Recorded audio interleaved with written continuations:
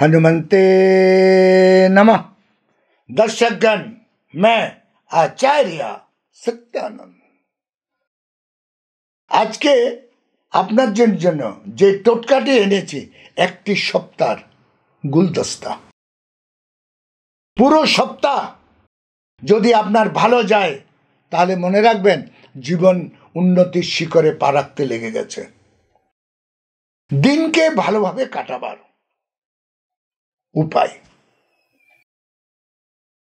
দেখুন। দামি পাথর পড়ে দামি রেমেডি নিয়ে নিশ্চয়ই আপনি লাভান্বিত হতে পারেন, কিন্তু আপনার বাড়ির উপাদান দিয়ে একটি টাকাও খরচা না করে শুধু সাধারণ একটি প্রয়াস দ্বারায় যদি বড় বড় বিপত্তিকে আপনি আটকাতে পারেন, বড় বড় কষ্টকে যদি নিবারণ করতে পারেন, তাহলে মনে রাখবেন আপনি বাঁচতে শিখে গেছেন।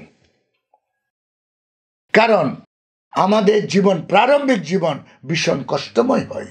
এক একটি টাকার জন্য আমরা ভীষণভাবে কষ্টে থাকি। একটি টাকা খরচা করার আগে 5 বার ভাবি জীবনের প্রারম্ভ। আর আমি যদি 30 বছর বয়সের মধ্যে নিজের লাইফটাকে সেটেল করতে না পারে, তাহলে ইহ জীবন আর কখনো সেটেল হয় না। বৃদ্ধাবস্থায় 50-60 বছরে গিয়ে দারিদ্রতার মহাযোগ লেগে যায়। সাবধান। তাই প্রতি সপ্তাহে আপনি নিজের মতন করে তুলুন। দর্শকগণ মনে রাখবেন, যদি আপনি স্নানের সময় যে স্নানটা করেন, আপনি এই স্নানে যদি একটু নুন, অনেকবার বলেছি, আজকে 4টা জিনিস বলবো, তাই আবার এটাকে রিপিট করছি। একটু নুন, সন্দেক লবণ যদি নিজের স্নানের জলে দেন, তাহলে মনে রাখবেন আপনার শুরুয়াত বডির ভালো হতে লাগলো। একটু নুন। এককালে নুনকে লক্ষ্মী হিসাবে পুজো করা হতো। যারা আমার বাড়ি কোনোদিন এসেছেন, আমার ভক্তরা যারাই আমার বাড়ি কোনোদিন এসেছেন, বাড়ির ঠিক সামনে যদি আপনি নজর দেন, দেখবেন একটা বাটিতে খুব সুন্দর করে আমি লবণ রেখেছি, কাচের একটি বাটিতে, বাড়ির প্রবেশে।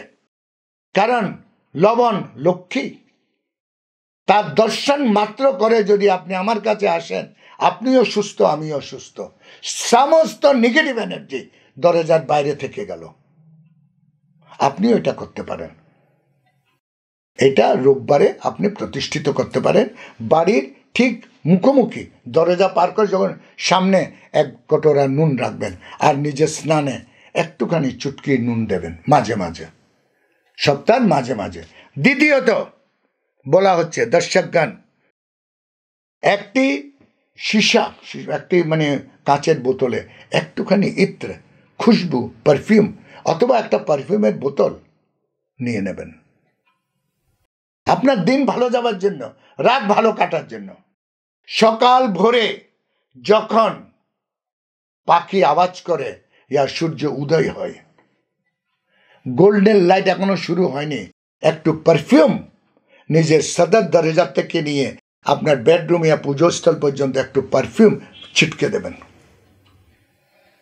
খুশবু দেবতাদের পছন্দ, এটা ঈশ্বরে এটাকে ভীষণ ভালোবাসে।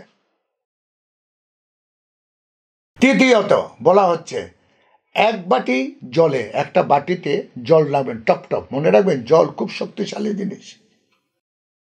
2টি বায়ু, H2O কেমিস্ট্রির সূত্র, হাইড্রোজেন আর অক্সিজেন দিয়ে তৈরি জল। যে অক্সিজেন আমরা নিই, প্রথম প্রাণবায়ু, সেই অক্সিজেন আমরা খাই জলের রূপে হাইড্রোজেনের সাথে মিলে। জল 2টি গ্যাসের একটি যৌগিক তত্ত্ব হয়ে যায়, H2O। এই একটি জলের বোতলের, জলের মধ্যে, একটা বাটি জলের মধ্যে শনিবার দিন বলা হচ্ছে কালো তিল ভরে বাড়ির কোনো একটি জায়গায় রেখে দেবেন, বাস। দর্শকগণ, জল আর কালো তিল। এবং বলা হয় এই যে কালো তিলটা শনির প্রকোপকে আটকায়, আর জল গঙ্গার প্রতীক, মহাদেবকে স্পর্শ করে এই পৃথিবীতে জল এসেছে।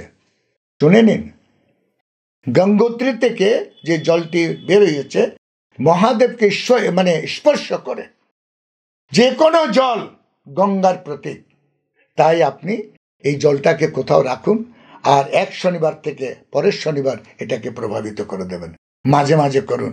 দর্শক গান, তন্ত্র মন্ত্র যন্ত্র, ভূত প্রেত পিচাস, নজর,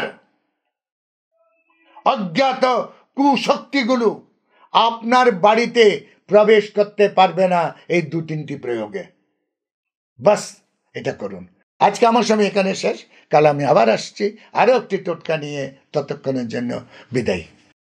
ওম হনুমন্তে নমঃ।